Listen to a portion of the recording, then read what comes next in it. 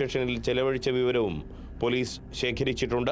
2 രീതിയിലുള്ള അന്വേഷണങ്ങളിലൂടെ കുട്ടിയെ കണ്ടെത്താൻ കഴിയുമെന്ന ആത്മവിശ്വാസം തന്നെയാണ് അന്വേഷണ സംഘം പ്രകടിപ്പിക്കുന്നത്. Riyas KMR, Kerala vision news, Kozhikode. എറണാകുളത്ത് ട്രെയിൻ ഇടിച്ചു മരിച്ചയാളുടെ പേഴ്സിൽ നിന്നും പണം മോഷ്ടിച്ച സംഭവത്തിൽ SIക്ക് സസ്പെൻഷൻ. ആലുവ പോലീസ് സ്റ്റേഷനിലെ SI സലീമിനെയാണ് rural SP Vaibhav Saxena suspend ചെയ്തത്. ട്രെയിൻ ഇടിച്ചു മരിച്ച രാജസ്ഥാൻ സ്വദേശിയുടെ പേഴ്സിൽ നിന്നാണ് SI പണം മോഷ്ടിച്ചത്. ആകെ പേഴ്സിൽ ഉണ്ടായിരുന്ന 8000 രൂപയിൽ നിന്ന് 3000 രൂപയായിരുന്നു എടുത്തത്. പേഴ്സിലെ പണത്തിന്റെ കണക്ക് പോലീസ് എണ്ണിത്തിട്ടപ്പെടുത്തിയിരുന്നു. ഇതിനുശേഷമാണ് SI പണമെടുത്തത്. പിന്നീട് സ്റ്റേഷനിലെ CCTV ദൃശ്യങ്ങൾ പരിശോധിച്ചപ്പോഴാണ് മോഷണം വ്യക്തമായത്.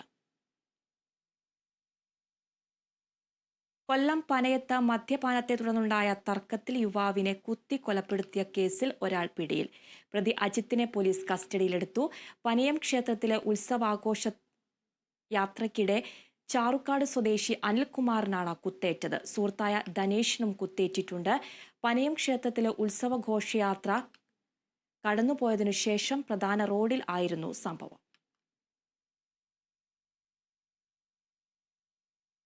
സാമ്പത്തിക പ്രതിസന്ധി ചൂണ്ടിക്കാട്ടി കോഴിക്കോട് മെഡിക്കൽ കോളേജിൽ സീറ്റ് വർധനവിനുള്ള അപേക്ഷ നിരസിച്ച് സർക്കാർ.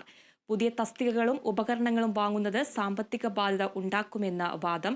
സാമ്പത്തിക പ്രതിസന്ധിയുള്ളതിനാൽ സർക്കാർ മെഡിക്കൽ കോളേജുകളിൽ സീറ്റ് വർദ്ധിപ്പിക്കാൻ നയപരമായ തീരുമാനമില്ലെന്നും ആരോഗ്യവകുപ്പ്.